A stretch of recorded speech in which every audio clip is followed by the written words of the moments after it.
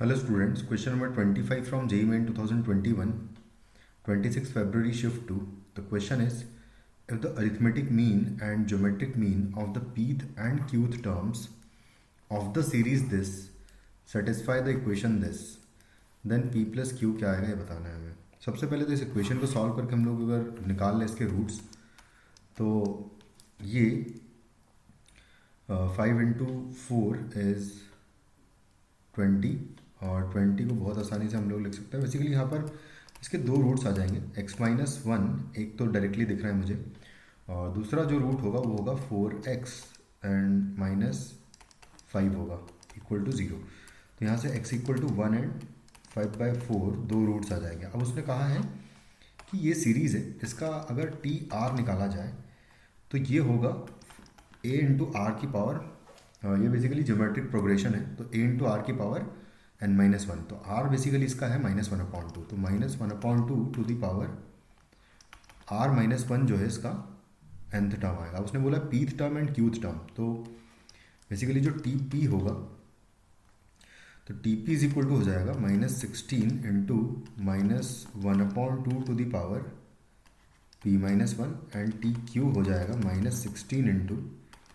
-1/2 to the power q-1। तो जो दोनों का सम है, सम अपॉन टू यानी कि अरिथमेटिक प्रोग्रेशन है, अरिथमेटिक मीन जो है इन दोनों टर्म्स का, वो एक्चुअली इक्वल टू 5/4 होगा, क्योंकि प्रोडक्ट कभी भी ये नहीं हो सकता, मतलब सम कभी भी 1 नहीं आएगा यहाँ पर, ये भी मान सकते हैं हम लोग, क्योंकि दो टर्म्स आप कोई भी लोगे तो pth term and qth term का जो सम डिवाइडेड बाय 2 है वो बेसिकली कभी 1 आ ही नहीं पाएगा, क्योंकि मिनिमम आप जैसे इसके नेक्स्ट वाली टर्म देखेंगे तो -1 आ जाएगी।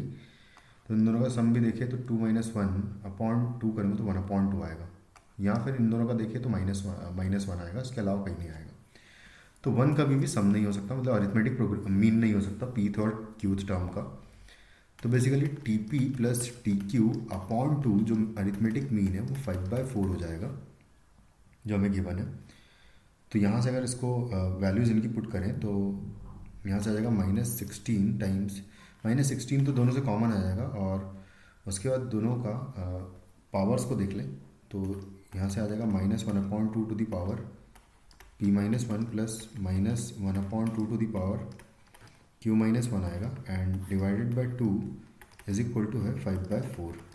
इसको कैंसिल आउट कर दूंगा, तो यहाँ से बेसिकली हमें एक इक्वेशन तो एटलीस्ट मिल ही जाएगी कि -1/2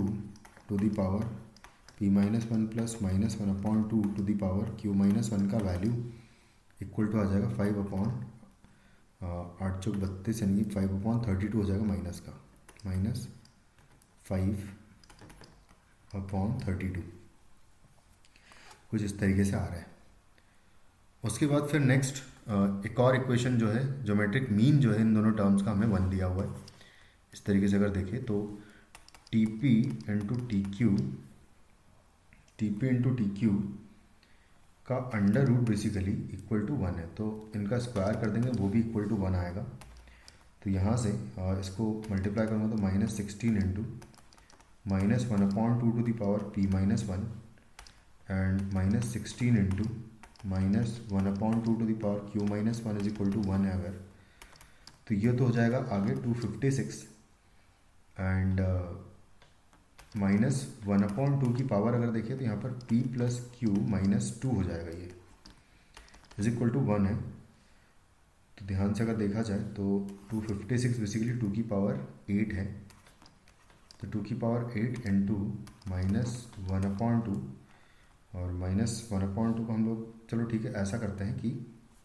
इसको भी मैं सामने ही लिख लेता हूँ, तो -1/2 to the power p plus q -2 is equal to है